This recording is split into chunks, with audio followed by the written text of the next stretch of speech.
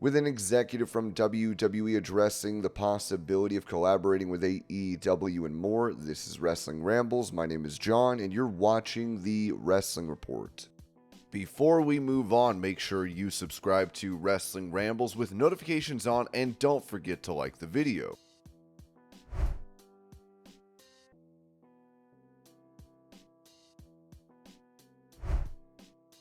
Revealing how she felt about the storyline on WWE SmackDown in 2005, where Kurt Angle, during his rivalry with her husband, Booker T, was stalking her, Sharmell said this to Chris Van Vliet. "Kurt was stalking me because I was so new at that time. I don't even know. They were like, okay, here's what you're doing. Okay. I don't know who came up with any of that, but I thought it was brilliant. Everybody's real touchy right now in this day and age, but it didn't bother me. I thought it was great. It was interesting, but I don't know if you could get away with that in this day and age. Everybody's like, no, we can't do that. It wouldn't fly today, but because I knew it was acting, you know what I mean? Now, there are some serious situations out there that are like that, and I don't condone that at all, but when it was acting, it was okay for me. That's just me."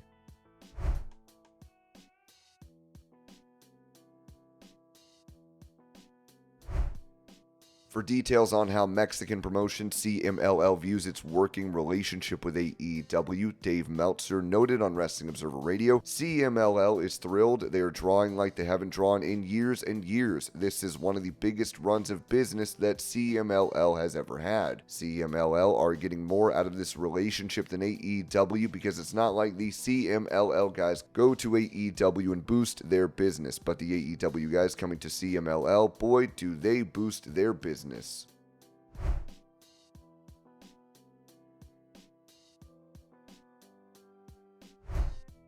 Opening up on his time spent working with WCW, actor Terry Crews had this to say in an interview with Titus O'Neil. "We had a co-venture with WCW at the time, and this was back in the old days, and one thing that got me, man, was they showed him on screen in WCW. That was me. That was Team Money. That was WCW. Yes, that was it right there. I just look back at those deals, and that's where I learned how to really give it up. Here's another thing. With acting, you have to go so far in that everyone believes you. I remember being this character. I was the heavy, I was the heel."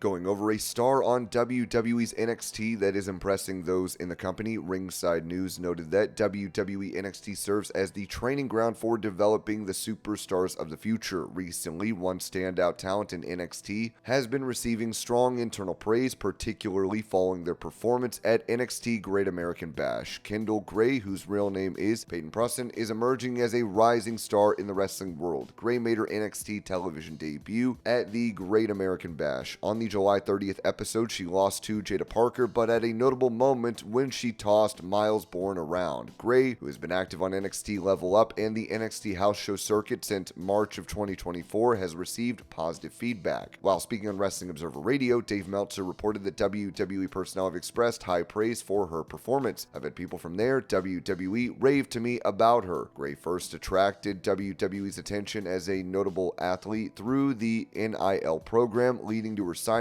a developmental contract with the company in October 2023. Her experience as a collegiate wrestling champion adds a distinctive edge to her wrestling career as she advances in the world of sports entertainment.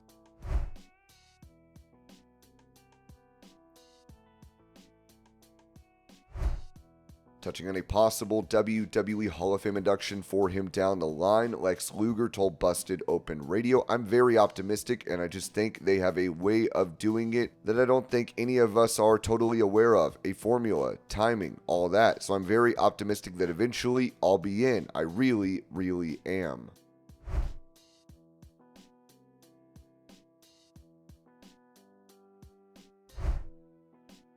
As Drew McIntyre is gearing up to take on CM Punk at Summerslam, he posted this training clip.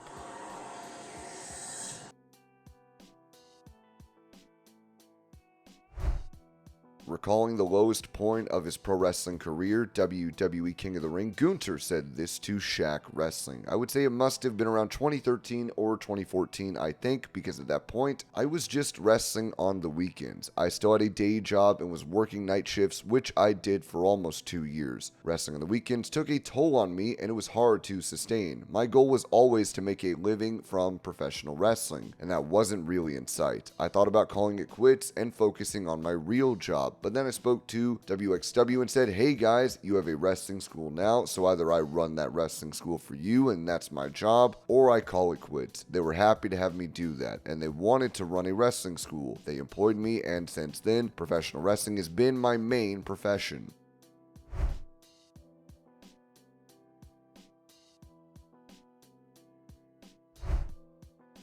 Giving an update on his health, former AEW star Joey Janela wrote this on X. Well, I've been in pain for quite some time. Worst the past couple days along with insane vomiting. I braved through it to do something at the Limp Bizkit concert and today had to check into a hospital. Turns out I have gallstone pancreatitis. My August schedule is uncertain for the time being and bill's gonna be through the roof. I'll be trying to get some merch out there. Should be in here for a minute.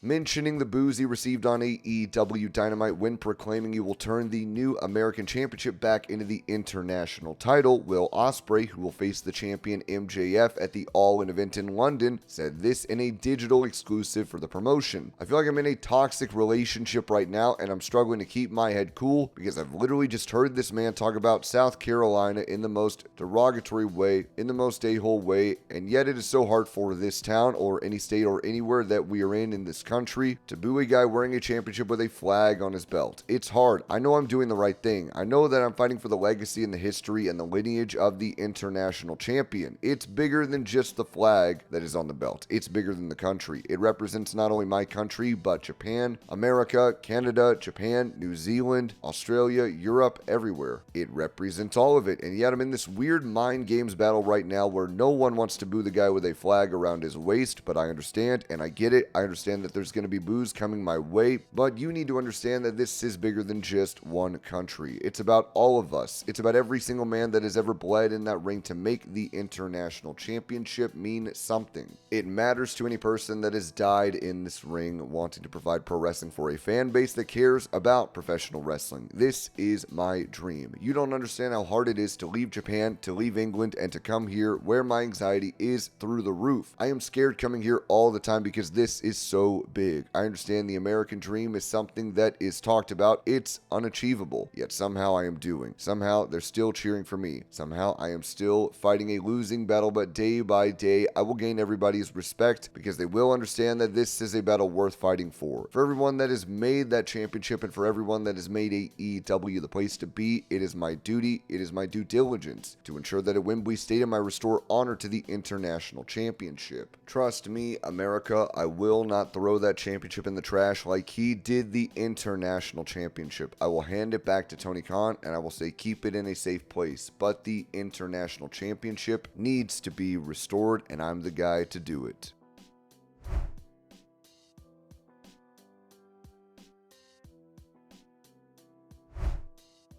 Reviewing the location for this year's Survivor Series event, WWE Chief Content Officer Triple H posted this clip to X.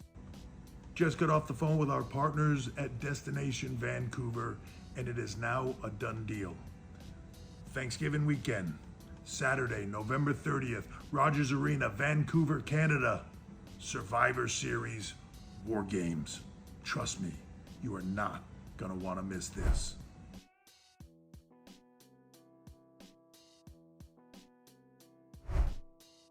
Asked how he felt regarding a WWE comeback following his firing, CM Punk told the SI Media podcast, obviously my attitude 10 years ago was, I'm done with wrestling. There are certain people that want to crucify me for that, but the truth is I was so burnt out. You dedicate your life to something. It took me X amount of years to get to WWE, and I was there for 10 years. People don't realize who is the one guy that wrestled the most matches every year in WWE for consecutive years. It was me. I was burnt out. It takes a while to come back from burning out. Across the board, everybody I feel has done it in some way. Paul Heyman left, Paul Heyman came back, the door being open with Vince McMahon leaving really kind of expedited things. Being told that it's a completely different place and kind of having blind faith to go back into that is a risk. Now I can tell you it's a completely different place. Asked if he would have returned to WWE if Vince McMahon was still in charge, he said, "I don't think so. No. Someday I'll write a book and I'll tell everybody."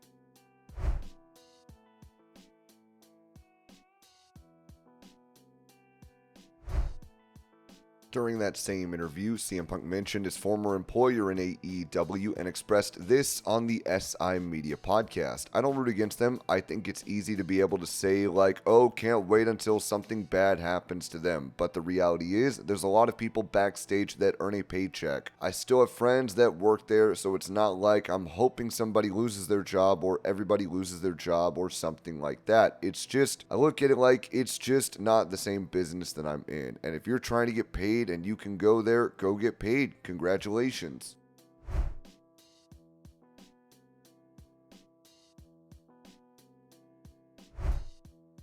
On the Reffin' It Up podcast, former WWE personality Jonathan Coachman had this to say about the abilities of former WWE and current AEW champion Mercedes Mone, as he said, "I saw Mercedes Mone do an interview, and by the way, I don't really want to insult her too much, but AEW people already hate me anyway, and she said that they gave her creative control. She said, when I'm on the movie set, when I want the private jet, Tony Khan lets me use it whenever I want. Well, no wonder she didn't last in the WWE. Why would she ever get a private jet to use?" Which I don't believe to be true, but if she is, that is stupid, then that's on Tony Khan. But to say she's the biggest signing they've ever had and she's the best diva or whatever, she's terrible on the microphone. It takes 2 seconds to listen to her cut a promo, and the other day, Britt Baker just ran circles around her in their promo segment when Britt came out. Looked amazing, by the way. That's what a star looks like. You gotta be able to back it up with the arrogance, and Mercedes has never been able to do that in the WWE. I don't know why Tony Khan, but hey, she made all the money, but now she's getting exposed because they're giving her her own mic segments every week, and it's not good, and that's why the crowd the other day told her to shut up. The crowd knows you got to be able to talk and work, and she can't talk, and that's why sometimes she comes on, I turn it off. Mone would respond via her newsletter with it said that, "I don't read WrestlePress, but WrestlePress that centers on me pops up in my social media feed. I didn't read the article, I just read the quote in the headline. I've been dealing with this kind of stuff for over a decade, so I'm used to it. But I am kind of annoyed with all of these dumb old dudes in wrestling coming at me. I know the only reason that they're doing it is because my name makes people click on their links. My name makes news. Oh yeah, I'm pretty sure making news makes money. Maybe that's why I get paid what I do. Maybe. LOL. Plus, I'm sure it's hard to see a young woman know and receive her value and, not to mention, make a lot more than they do. But hey, either way, they can keep talking about me, whether negatively or positively. It reminds me that I must be doing something right."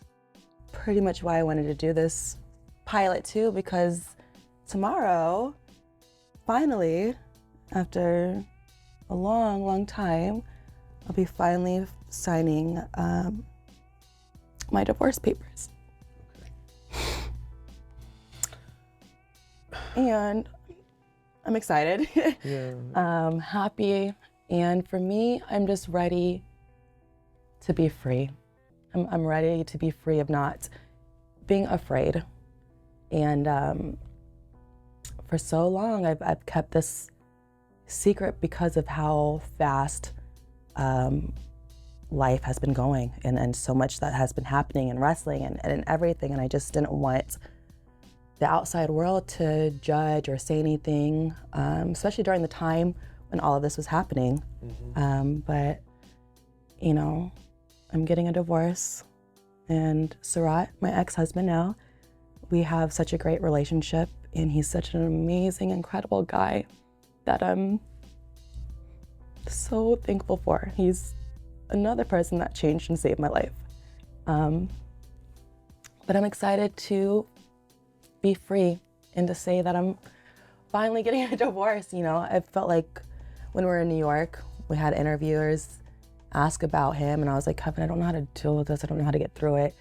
And you're like, you did great. But I'm like, I can't keep hiding and talking about, yeah, Surat still does my gear. And like, no, we've moved on. We've been separated for a long time. We got separated at the end of December of 2020. He finally moved out in January of 2021.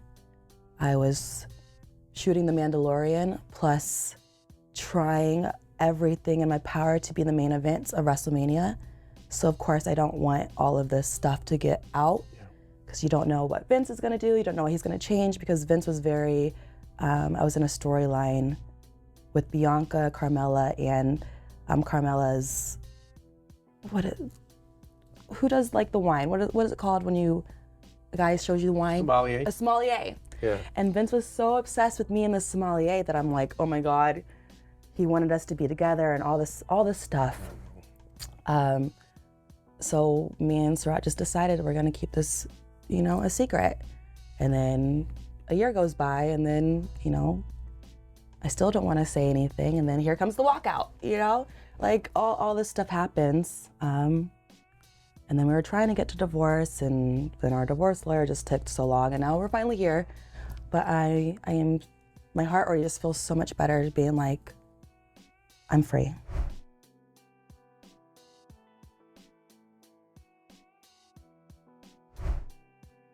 For an update on the TV rights negotiations between AEW and Warner Bros. Discovery, Ringside News wrote that AEW and Warner Bros. Discovery have partnered up since the company first broke onto the scene. Now the two sides are in the middle of new television talks, which is why AEW has loaded up their recent television shows. Now they've crossed a very important threshold in those discussions. Sean Ross Sapp of Fightful Select reported that the exclusive negotiating window between All Elite Wrestling and Warner Bros. Discovery ended this week. While it's unclear if a new deal has been reached, discussions have been ongoing over the past week. Previously, it was reported that Tony Khan and David Zaslav were scheduled to meet in Paris during the Olympics. Sources from both Khan's team and WBD have reportedly confirmed that this meeting is set for this weekend. It was also reported from people on WBD's side that there has been an ongoing dialogue between the two sides, with weekly discussions about synergy, co-promotion, and upcoming plans. We will have to see what they can work out and whether it will include packaging AEW and ROH together, possibly also including Max as a part of it all. WBD and AEW have been deep into talks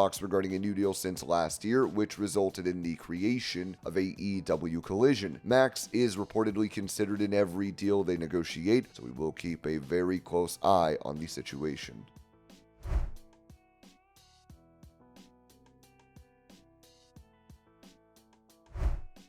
The meeting between AEW President Tony Khan and Shane McMahon was addressed as a statement from McMahon was read by Bully Ray on Busted Open After Dark. Tony and I were connected through a mutual friend, and we had a great meeting. We talked about many things, but mostly about our shared love for the business and the rewards and challenges of working with family. I congratulated him on the 5-year anniversary of AEW and look forward to how he evolves the business moving forward. Adding information to this meeting, Dave Meltzer noted on Wrestling Observer Radio, I know Shane McMahon has looked to get back in WWE. I know that the people in charge of WWE have no interest in him. Could that change with the idea that he would be willing to go to AEW? Maybe, maybe not. Shane got a lot of money if you compare the amount of money Shane got for the amount of work that he did when he was an active few times a year pro wrestler. It was a really high number. Is it a leverage play for him to try to get back into WWE? Wouldn't surprise me at all, but I know from people in WWE, yeah, like I said, he's tried to get back and they don't have interest.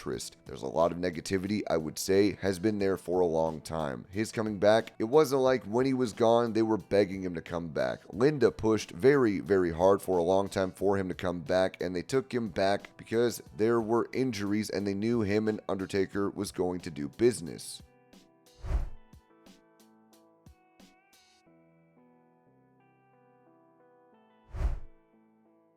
When it comes to a WWE executive and their opinion on collaborating with All Elite Wrestling, Ringside News wrote that AEW hosts their yearly Forbidden Door event, which brings together talent from various pro wrestling companies. Meanwhile, WWE and NXT and TNA Wrestling have started their own partnership, prompting some fans to speculate about a potential collaboration between WWE and AEW. However, this appears unlikely. Chris Legentil, WWE Executive Vice President of Talent Relations and Head of Communications, commented on the possibility possibility of working with AEW. Despite being viewed as competitors, fans have often fantasized about a WWE and AEW collaboration, given both companies' openness to working with other promotions. During an appearance on the Sports Media podcast, when Gentle was asked about WWE's stance on a combined card with AEW, he stated that there is no interest in combining any WWE show with Tony Khan's operation. No interest. I just want to make clear, there is definitely a variety of excellent talent that don't currently reside in WWE. There is no shot there that is being fired. It's just to say the answer to your question is no conversation has been had in relation to that. And this was your pro wrestling news update. I hope you're all having a great day. Thank you so much for watching, and I will see y'all later.